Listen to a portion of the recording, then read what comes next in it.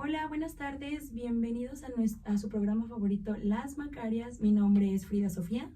Yo soy Jacqueline. Yo soy Mariana. Otra Frida. Yo soy Ruth. Y en esta ocasión estaremos hablando de las dos obras de Juan Rulfo, tanto como El Llano en Llamas y Pedro Páramo. Pero primero daremos una introducción de quién fue Juan Rulfo. Juan Rulfo, llamado Juan Nepomuceno Carlos Pérez Rufo el Vizcaíno, nació en 1917. Es más conocido como Juan Rulfo y nació el 16 de mayo y era Tauro, por si no sabían, en Acapulco, Jalisco. También hay varios datos interesantes de Juan Rulfo, como por ejemplo, algo que eso es muy deprimente, pero su padre fue asesinado en 1923 por varios conflictos postrevolucionarios que se pueden notar un poco en sus obras, pero eso ya hablaremos más adelante. También Juan Rulfo era una persona que le gustaba mucho como tal el ambiente mexicano y también era fotógrafo, que eso es muy, muy, muy interesante.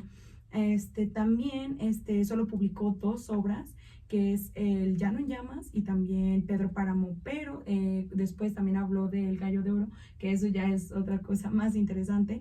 También algo que tuvo de mucha influencia Juan Rulfo, que se notará en sus escrituras, es escritores como Gabriel García Márquez, Borges, entre otras cosas. También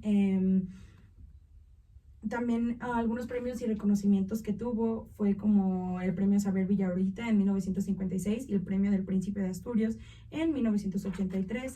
También otra cosa, durante más de 15 años trabajó en el INI, donde documentó comunidades indígenas en México y demás, ya que él estaba relacionado con eso. Pero no sé si me quiere ayudar un poco para ya empezar con el programa en Ya no llamas, mi compañera Ruth. Bueno, la obra de Llano en Llamas es una colección de cuentos que relatan la vida de los campesinos mexicanos enfrentado situaciones de violencia, injusticia, pobreza extrema, y algunas de las historias, como Diles que no me maten y Es que somos muy pobres, son emblemáticas para su tratamiento del dolor humano y el abandono. Su estilo es conciso, evocador y utiliza un lenguaje coloquial para dotar de autenticidad a los personajes. Qué interesante, no sé si tengan algo que decir específico del cuento o algo Pues más. creo que podemos empezar a hablar de los cuentos que conforman pues esta colección. Entonces, no sé. Sí, es que justo son 17 cuentos y siento que cada uno aporta algo diferente. En un programa anterior habíamos comentado un poquito más respecto a los cuentos y no sé si les gustaría hablar de qué les tocó a cada una. Por ejemplo, a mí me tocó Lubina, que es un cuento que retrata mucho el México de la Guerra Cristera. Siento que Juan Rulfo habla mucho de la época de la Guerra Cristera en México porque fue el periodo que le tocó vivir. Entonces, pues a lo largo de sus cuentos nos presenta diferentes perspectivas de personas que son marginadas y que son abandonadas en el México de la época. Sí, de hecho, pues la época y el lugar, pues el libro está totalmente ambientado en México, específicamente pues en un espacio rural que muchas veces se presenta desolado y los personajes viven en medio de sequías, pobreza y la violencia. Entonces, pues sí, Rulfo es precisamente famoso por esta capacidad que tiene para transmitir estas emociones profundas con pocas palabras y digamos que tiene un lenguaje preciso, sobrio y minimalista, ¿no? Que empareja bastante bien con con los campos semánticos que presenta en sus cuentos, no sé. ¿Quién quiere hablar de su cuento primero? Bueno, a mí me tocó el cuento de Nos han dado la tierra y habla de unos campesinos que llegaron a unos terrenos y observaron que se encontraban desérticos y esto les generó cierta molestia. Bueno, básicamente es el tema principal de la obra, la injusticia sobre la aridez de los terrenos que se les proporcionaban y bueno, general es básicamente eso. De hecho, ahora que menciona eso mi compañera Ruth, a mí me tocó el de Diles que no me maten y es muy interesante porque como ya lo dijimos en un principio, a Juan Rulfo le encanta reflejar esta realidad mexicana, ¿no? Entonces creo que El Llano en Llamas en estos cuentos cortos refleja varias realidades que vive México diariamente y más que nada en esa temporalidad cuando fue escrito El Llano en Llamas, ¿no? A mí el de Diles que no me maten es la historia de un campesino prácticamente que vivió asustado la mitad de su vida porque mató a una persona por comida prácticamente y sale todo el transcurso. Aparte es muy interesante cómo Juan Rulfo maneja sus cuentos como tal porque hace varias temporalidades. Es un poco confuso, pero a la verdad es muy interesante y se oculta toda la vida a este campesino para que no lo metan a la cárcel o demás, pero al final pues lo terminan descubriendo y pues es la realidad, ¿no? Él solamente tenía hambre, quería comer, él no estaba en sus manos que pudiera llegar a pasar esta situación. Entonces, pues sí, es muy interesante.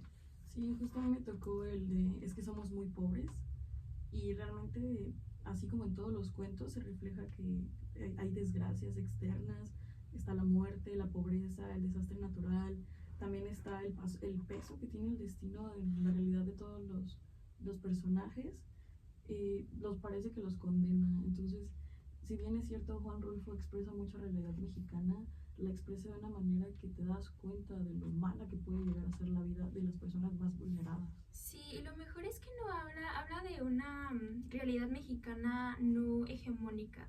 Está alejada de la ciudad, está en la periferia, en lo rural.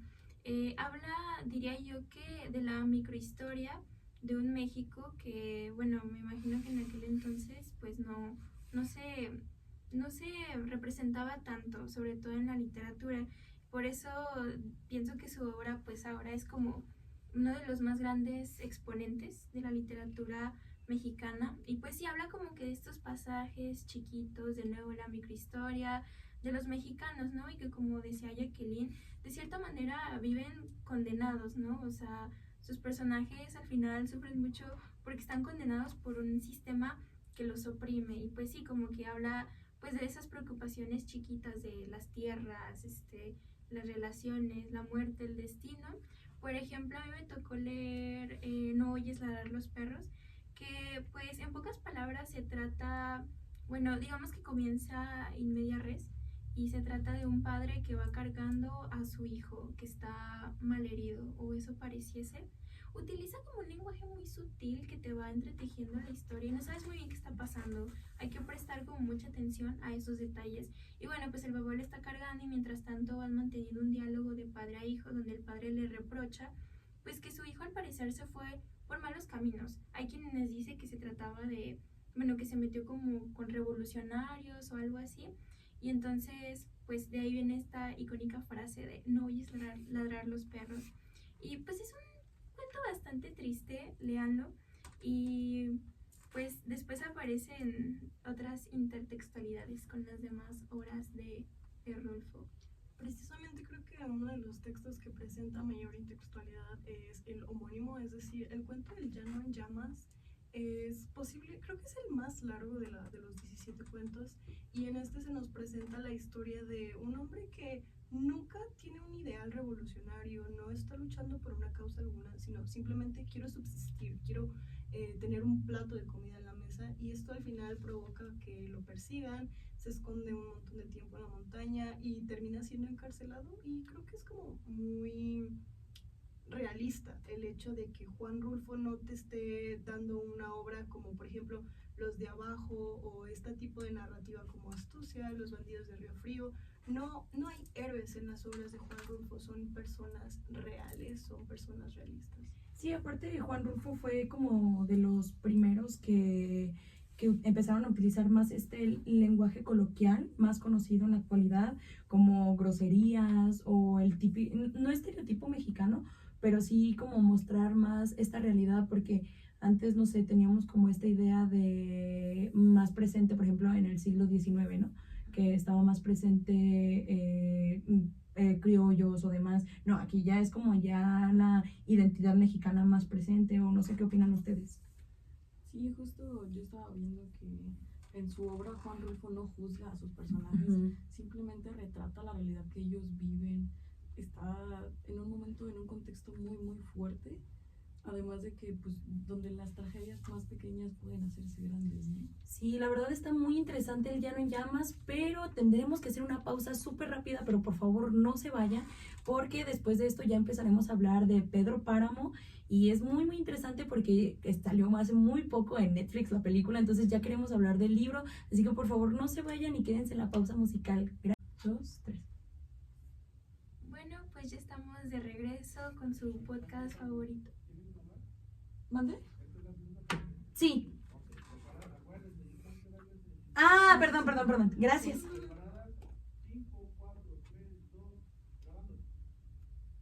Bueno, pues ya estamos de regreso nuevamente con el podcast Las Macarias. Acaban de escuchar Pedro Páramo de Julio César y Hexafonia Guitar Sextet.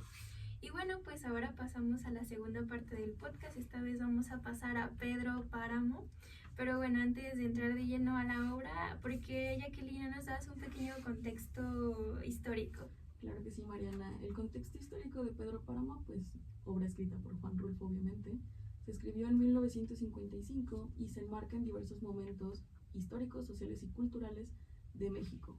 Entre ellos está la Revolución Mexicana, el Cristero y la Guerra Cristera, el México rural y posrevolucionario, la literatura y cultura mexicana en el siglo XX, la modernidad frente a la tradición. Pero para esto me gustaría que Frida nos ayudara con un pequeño resumen. Claro que sí, Jacqueline. Bueno, pues tanto se ha dicho de Pedro Páramo, ¿qué puedo decir yo, no? Este humilde fan, Juan Rulfo lover. Pues bueno, Juan Rulfo nos cuenta en Pedro Páramo la historia del joven Juan Preciado, quien es el hijo de Pedro Páramo, que la célebre frase vine a Comala a buscar a mi padre, pues Claro. así es, Juan Preciado va a Comala a buscar a su padre, spoiler. Spoiler. Va con mala. Va a Comala a buscar a Salió Pedro mal. Páramo. Y pues bueno, esto es debido a que tras la muerte de su madre, esta le encarga que por favor pues le pida lo que le negó. Y bueno, Pedro se nos cuenta también la historia del propio Pedro Páramo, quien era un cacique y patriarca, pues como mencionó Jacqueline, en un contexto revolucionario y de la Guerra Cristera, que sufre una pena de amor. Y yo creo que a estas alturas ya saben que la novicilla del Pedro Páramo lo volvió loco. La señora Susana San Juan. Entonces, pues no vamos a entrar en spoilers, pero creo que la premisa sería: ¿qué pasó en Comala? ¿Quién fue realmente Pedro Páramo? ¿Y por qué tiene esa aura tan misteriosa el pueblo lleno de fantasmas? Pues sí, de hecho eso es algo como muy central en la obra, ¿no? Como que la técnica de narración de Juan Rulfo en Pedro Páramo está bastante fragmentada, porque primero hay una gran polifonía, porque comenzamos escuchando la voz de Juan Preciado, después nos saltamos a la voz de Pedro Páramo y luego nos saltamos a microhistorias dentro de la historia. Es que hay como muchas analepsis. Ajá, y ni siquiera hay como una marca, que bueno, yo pienso que sí hay una marca, que es que cada vez que se va, cuando Pedro Páramo toma la voz, aparece agua, o sea, siempre comienza con un preámbulo de agua, de que las gotas caían del techo en un sonido hueco entre las piedras de Comala, acababa de llover y creo que eso es como una pequeña marca de que va a hablar Pedro Páramo.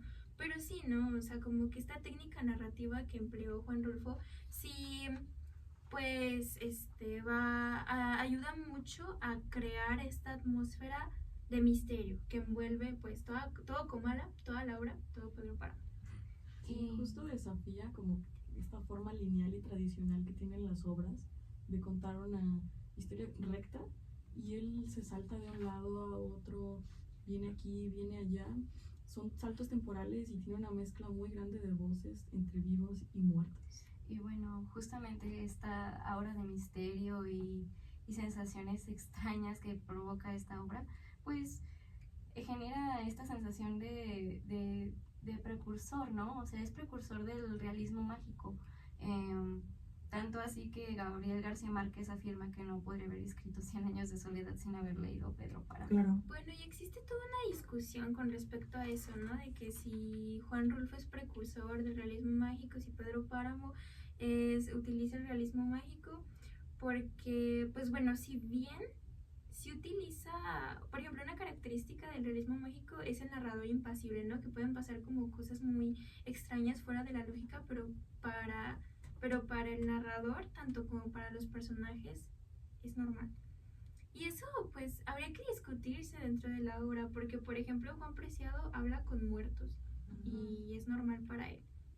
Pero él también como que a veces se confunde, dice de que, oye, pero esta señora está loca, ¿cómo que le habló a mi mamá si se murió hace 7 días?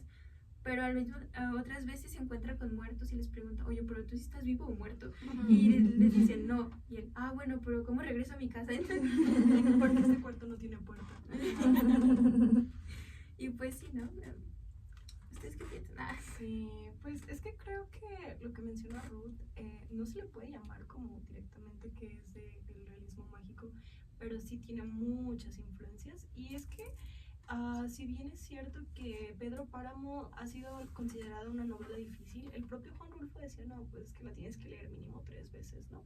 También recomendar al oyente que pues realice la lectura de esta novela porque es muy breve, o sea, tiene 132 páginas y esto es un detalle muy relevante porque Juan Rulfo dijo que antes eran más de 300 páginas, pero que las fue cortando porque él sentía que no completaban lo que él quería decir, o sea, entonces, pues, si bien puede llegar a ser una lectura un poco complicada, creo que vale totalmente la pena. Y pues no olvidar que ahorita estamos de traje porque acaba de salir la adaptación de Pedro Páramo en Netflix. Entonces, no sé qué opinan respecto. Yo ya la vi, está chida. A mí ya Sí encontró a su padre. Bueno, sí, pero antes de eso, Pedro Páramo te cae mal en la película porque se pasa. Pero bueno, antes de eso, creo que algo que hay que resaltar de la novela antes de entrar de lleno en la película es el lenguaje tan bonito que utiliza. Porque a pesar de que es una lectura complicada y que digas de que, a ver, ¿quién está hablando? No, pero ¿qué acaba de pasar? Y esto, cómo construye las líneas temporales, utiliza el lenguaje poético.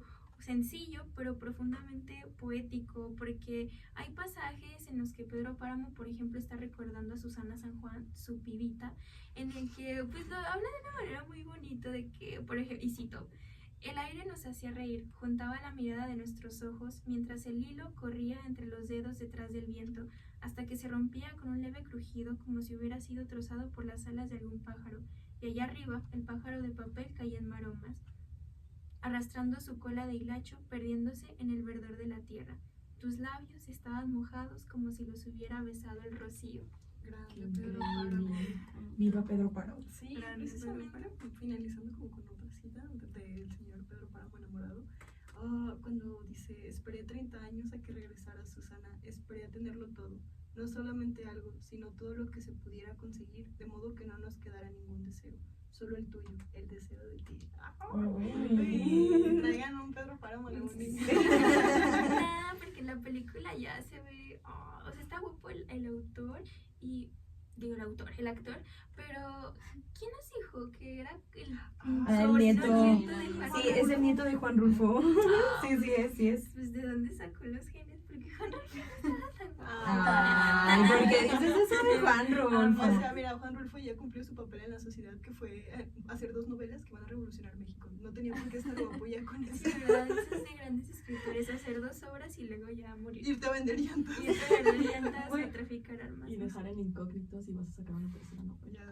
Nunca dijo. Bueno, aparte, según yo tengo entendido, hay 4 versiones de las películas y escuché como una persona escribir como de, no, pero es que tienes que ver 3 y ver esto y leer el libro para entenderlo. Entonces, no sé. Como Star Wars. Como Star Wars, sí, tienes que ver una cronología. La película no está tan buena porque pues es súper vieja. Sí. Ay, ya no es de Star Wars. No estamos hablando de Star Wars, estamos hablando de Pedro La primera Páramo. es como de los 60s, ¿no? Sí. La película de Pedro No, Páramo. o sea, Sí. se veía que realmente no le actuaban igual. Ay, no. Sí, Bueno, pero bueno, yo creo sí. que Ya. Tienen que leerla y tienen que verla, en conclusión. No, bueno, yo como persona que vio la película antes de leer la novela, pues como que sí te confundes un poco porque no, de nuevo, por la narración en trozos, en pura pedacería, pues sí, la novela te ayuda mucho y dices de que, ok, porque la novela da paso más a que tú reflexiones y crees tus propias conclusiones. Pero bueno, yo creo que... Justo mi madre me decía, no hombre, yo vi la película y la neta no la entendí. nada. Como que dices, ahora, ¿qué pedo? Tienes que ver primero todo One Piece para entenderlo. Y tú que terminaste de ver la película y leíste toda la novela, ¿crees que es fidedigna? ¿Crees que es muy fiel la película al libro? Sí, porque incluso hay como citas del libro que te hacen emocionarte como fan, así de, sí, referencia. Pero pues sí, o sea, Me parece que el elenco es muy ad hoc, la fotografía es de otro mundo, es muy bella, tiene momentos muy experimentales, hay una escena en la playa en blanco y negro, bastante erótica, donde está Susana San Juan y Pedro Páramo, pero no pasa nada, pero es muy erótico y me encantó. Sí, de verdad, véanla. Bueno, Sí, está En conclusión, vean Pedro Páramo, lean Pedro Páramo y sigan leyendo cosas de Juan Rulfo, porque Pedro Páramo es increíble, pero también El Llano en Llamas. Sí, Entonces, sí, por favor, léanlo para ver otra realidad y otra perspectiva. Entonces, yo Hay creo que que... insertarnos en el imaginario mexicano y construirlo a partir de ahí. Exacto. Bueno, creo que hasta aquí quedará el programa. Nos tenemos que despedir. Nosotros hablaríamos toda una vida entera de Pedro Páramo. Tres veces. Tres Juan veces Rulfo, más de en Juan general. Rulfo.